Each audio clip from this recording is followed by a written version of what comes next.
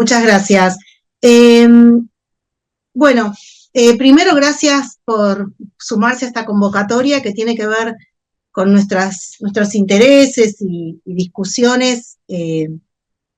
con el grupo que estamos conformando con Marina y con Natalia y con Dora Barrancos. Es un proyecto de investigación de CONICET y venimos discutiendo y pensando estas cuestiones no solo para las comunistas, sino en un sentido muy amplio para las mujeres y la militancia en general, y surge a partir de ciertas incomodidades respecto de cómo los conceptos a veces nos pueden jugar en contra o terminan definiendo algo antes de que lo definamos, ¿no? Se terminan convirtiendo en un preconcepto antes que en un concepto que nos abra para pensar los problemas, y así es que surgieron estas inquietudes que seguramente van a tener otras réplicas en relación a las mujeres que militan en otros partidos y en otros movimientos políticos y sociales, pero decidimos comenzar con las comunistas, que es con lo que veníamos trabajando de manera más concienzuda.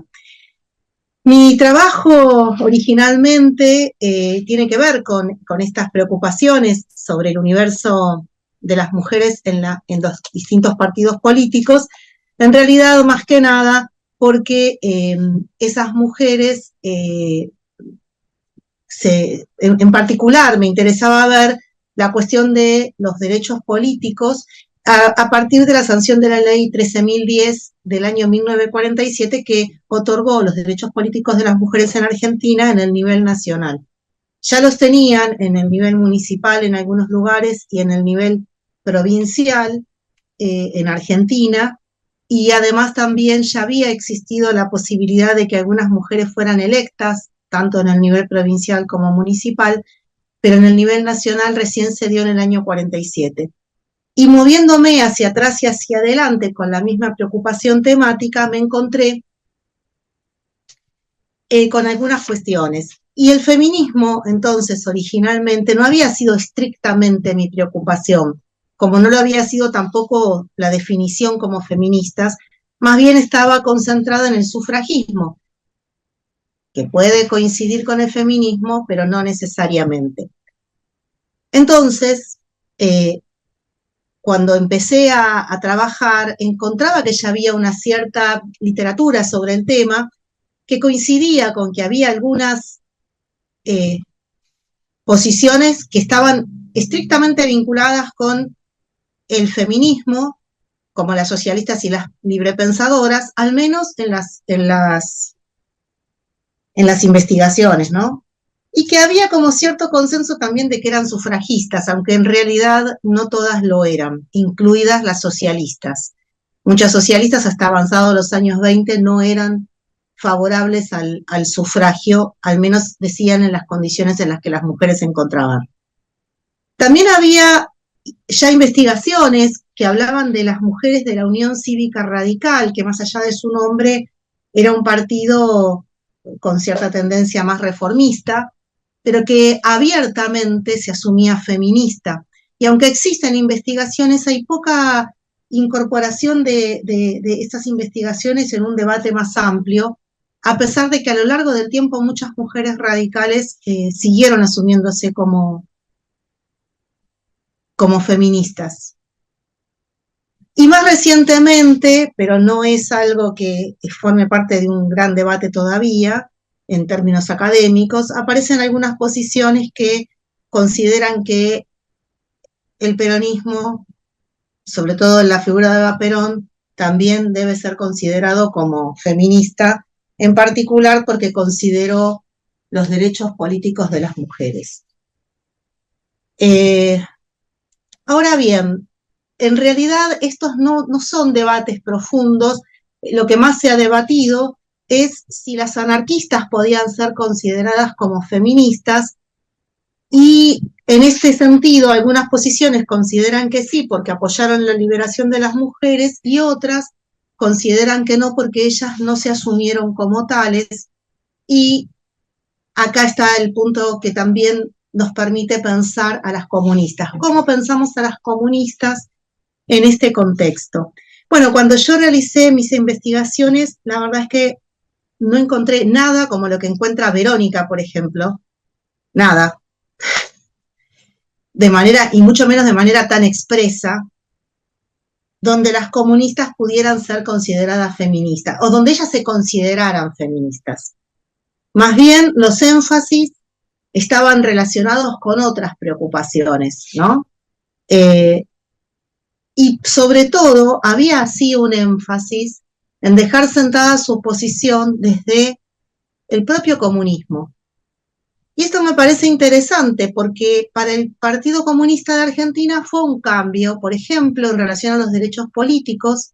El Partido Comunista, por lo menos algunas de sus líderes, tampoco estaban de acuerdo todavía en los años 20, tardíos, por ejemplo en el año 28, no estaban abiertamente a favor de los derechos políticos y de hecho, en algunas reuniones como el Tercer Congreso Femenino Internacional, cuestionaron que se impulsaran los derechos políticos porque podían ser utilizados por la Iglesia para manipular a las mujeres en favor de posiciones más conservadoras. Esto en concreto fue Nydia Lamarque, la que impulsó esa posición, que terminó coincidiendo con algunas miradas de las mujeres más conservadoras de ese congreso, y aparentemente terminaron avalando. Digo aparentemente porque hay unas ciertas dudas y no tenemos todas las fuentes completas, pero terminaron avalando el sufragio calificado, cosa que su presidenta, la presidenta de ese evento, no apoyaba, y era la líder sufragista Elvira Rawson de Delepiane. Entonces, acá es interesante, ¿no? Porque en el año 28 todavía tenemos algunas de estas posiciones, a pesar de la centralidad que tenía el partido, el Partido Comunista de Argentina, en el armado general del comunismo a nivel internacional, tenía un papel importante dentro de lo que era el continente americano, pero a pesar de que ya había estas ideas de organizar a las mujeres y demás, las posiciones no tenían que ver estrictamente con una agenda amplia. Y esto creo igualmente que es algo que hay que trabajar mucho más en profundidad, aunque sabemos que tenemos muchas dificultades documentales y demás. Pero entonces, cuando llegan los años 30 y la política de frentes populares se instala, no quiere decir que no hubiera habido experiencias previas, como bien lo muestra el trabajo de Marina, de interconexión de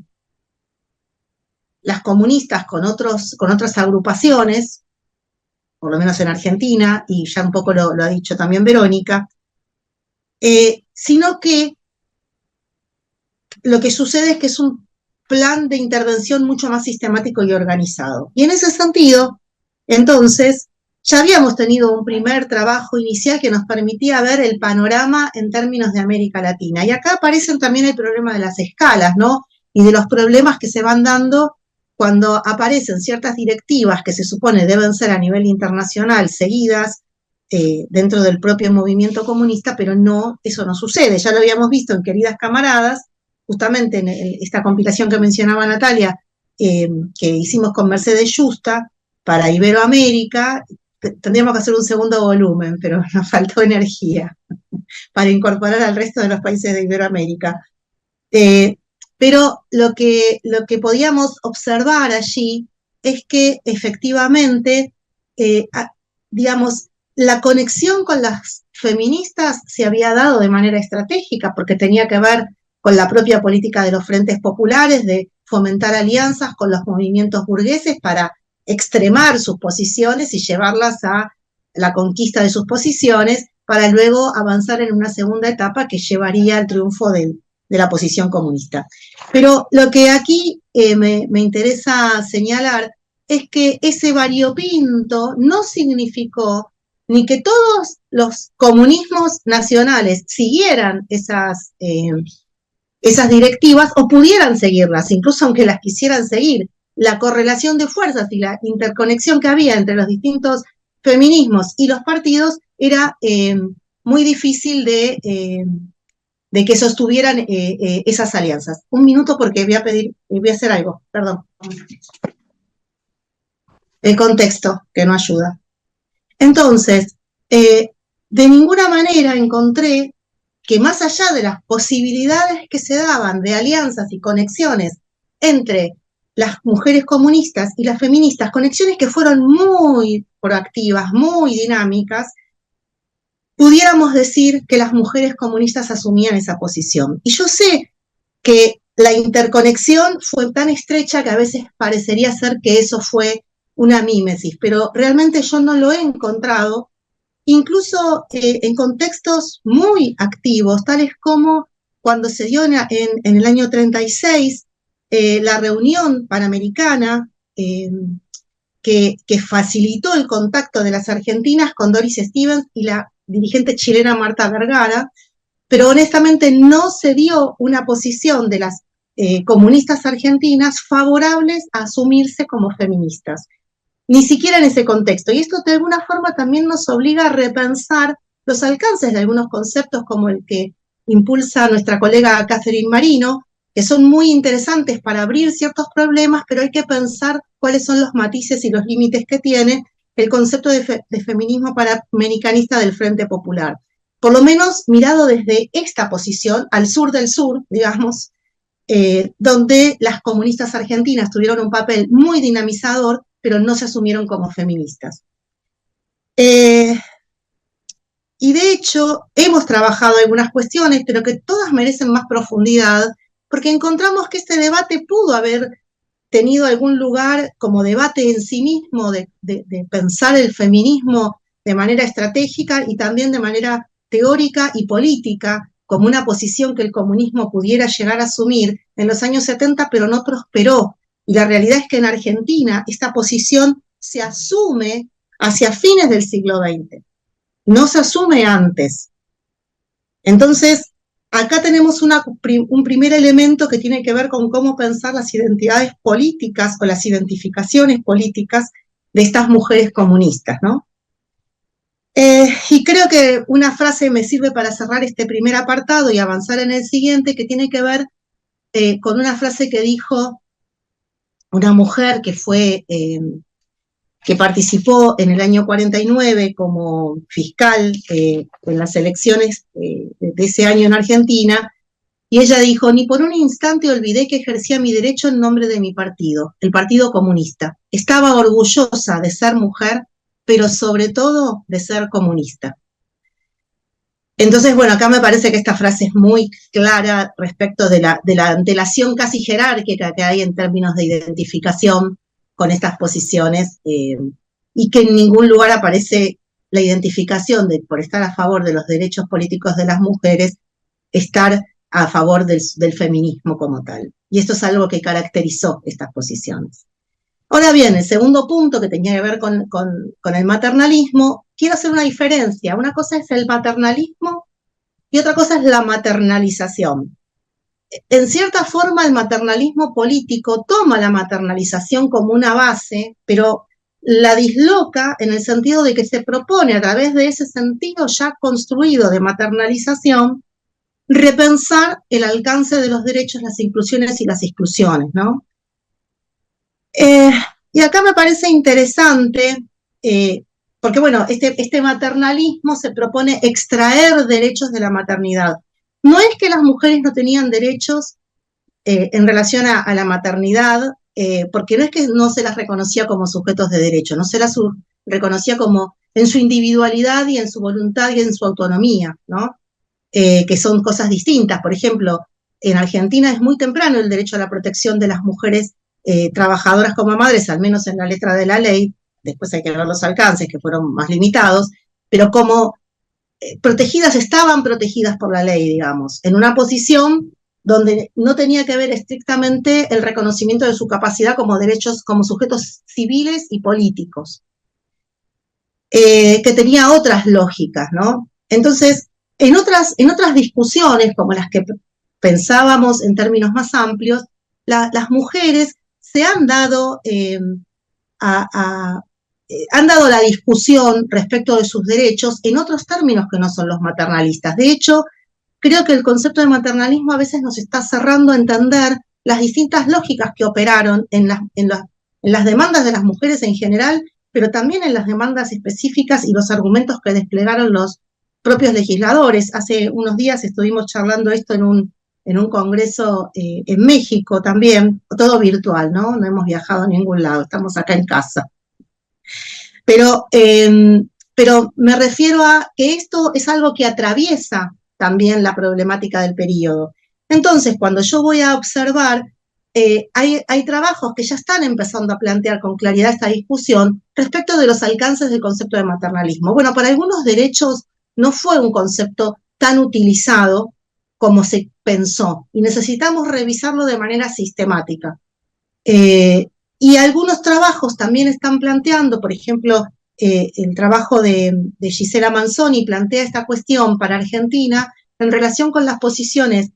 pacifistas, antimilitaristas, y ella encuentra, por ejemplo, que mientras las anarquistas cuestionaban en muchas oportunidades la propia maternalización de las mujeres, eran muy maternalistas y tenían como base una idea de maternalización, eran muy maternalistas respecto de la convocatoria, la movilización de las mujeres para el antimilitarismo, ¿no? Bueno, ¿qué pasa con las dirigentes comunistas? Bueno, a pesar de que existían algunas posiciones críticas respecto de la maternalización y la maternidad, puntualmente en el caso de Angélica Mendoza, que trabajó Marina, en realidad la retórica del partido en general no fue crítica de esto, sino que más bien estuvo filiada con posiciones maternalistas, que resultaban muy operativas para el reclamo y la movilización y la interpelación. Ahora bien, dentro de esta interpelación bastante hegemónica, diría yo, también, sobre todo en relación a qué, también en relación a las posiciones pacifistas de la Unión Soviética, a un cierto tipo de pacifismo entonces, en relación a la protección de la infancia y en algunas oportunidades en relación a ciertos derechos de las mujeres, en particular, por ejemplo, la idea de representación, la posibilidad de las mujeres en el acceso a los derechos políticos, encontraba un discurso maternalista conjugado con otros, no era el único, pero que en algunos casos, en particular en términos de la representación que iban a lograr las mujeres si obtenían los derechos políticos, se invitaba a votar a las mujeres para que representaran los derechos de las mujeres y de la infancia, creyendo que iban a fomentar esos derechos en particular. Ahora bien, dentro de este gran núcleo, lo que sí me interesa marcar es que ese maternalismo tuvo sus tensiones y sus momentos. Y sus tensiones estuvieron dadas por distintas cuestiones. Más allá entonces de esta idea de la madre coraje, un poco que ha retratado Mercedes Justa y que está caracterizada en la figura de pasionaria, tenemos también otras posiciones que matizan o problematizan las propias posiciones del Partido Comunista en relación al maternalismo. Por ejemplo,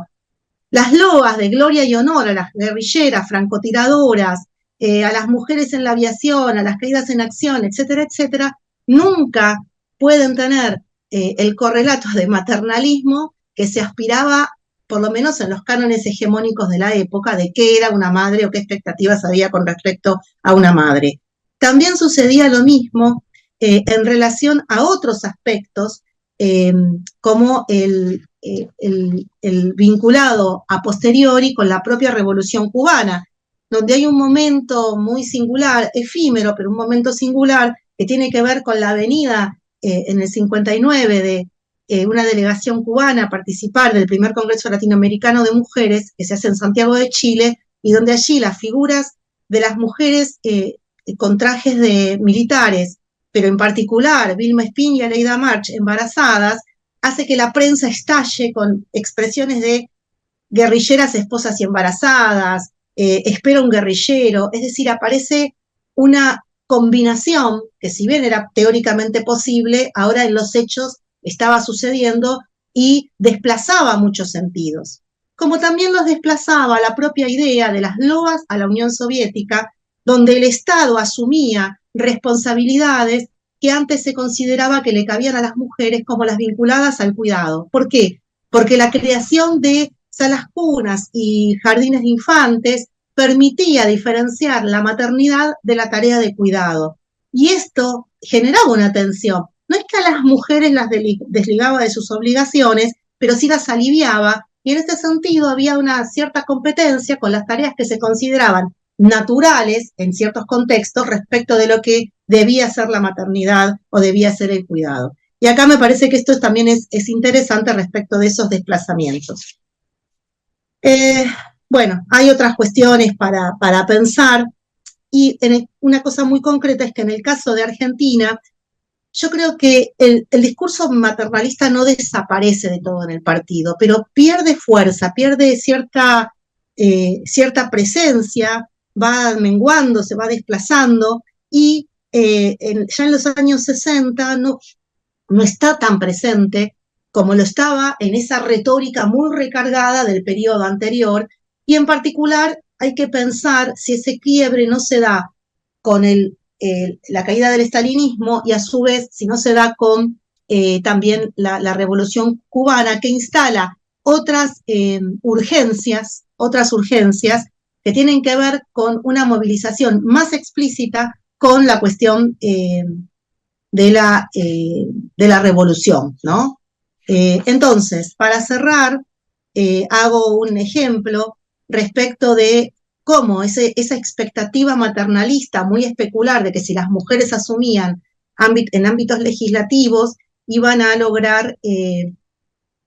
iban a llevar adelante propuestas vinculadas a las mujeres. La propia Alcira de la Peña, una de las representantes más icónicas del partido en Argentina, fue electa concejal en el año 57, y de más de 600 proyectos de ley,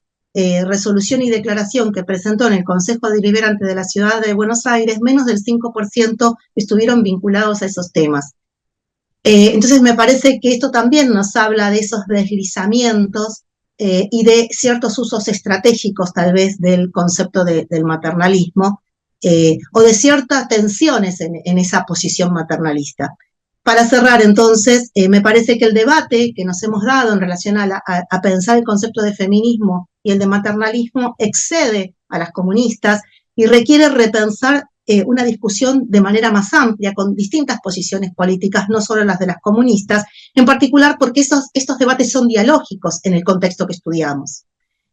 Después aparece entonces un problema que tiene que ver el interés en catalogar a los movimientos, sujetos y demandas dentro o fuera del feminismo. Se hace necesario precisar este concepto que queremos usar, de manera que no sea tan flexible, que incluya tantas posiciones que pierda su eficacia el concepto, tantas posiciones incluso muy disímiles entre sí respecto de las expectativas sobre las mujeres. Y a su vez cabe otra pregunta, que esto también lo hemos estado planteando, que tiene que ver, un poco lo trajo recién Marina, tiene que ver si la autodefinición que los sujetos históricos hicieron sobre su propia posición política puede ser ignorada por nosotras en afán de pensar el concepto de feminismo de manera tan generalizada. Y en este sentido, esto me lleva a otras preguntas que tienen que ver si es posible pensar, si nosotras podemos pensar, que no solo desde el feminismo se articularon acciones en favor de los derechos de las mujeres. Y por otro lado, también pensar si nosotras podemos dejar de espejar en los sujetos del pasado nuestra propia expectativa o posición en el presente, de manera de alguna forma repensar esa idea, un poco como lo dice Joan Scott, del eterno feminismo, del eterno feminista, que plantea en su libro La fantasía de la historia feminista. Y con respecto al maternalismo, es empezar a pensar desde otro lugar, no a constatar de manera a veces complaciente que ese maternalismo estuvo siempre presente y casi de manera ahistórica, sino empezar a pensar cuáles son los límites, los bordes, los matices que tiene a lo largo del tiempo, y empezar a pensar de qué modo fueron desplazándose los sentidos. Con esto cierro, les agradezco mucho la escucha, la participación, y en este contexto nuestro en Argentina, pero creo que también generalizado, donde la llamada ideología de género, y hoy en conjunción para pensar el feminismo y el comunismo, los dos grandes monstruos de este momento en Argentina,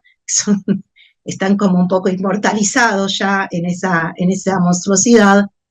realmente creo que se convierte en un acto sin duda político, de reflexión teórica y académica, pero también político, porque tiene que ver con defender posiciones que a muchas personas les ha generado, y a nosotras también, pensar en ideales de justicia que creo que no tenemos que claudicar. Gracias.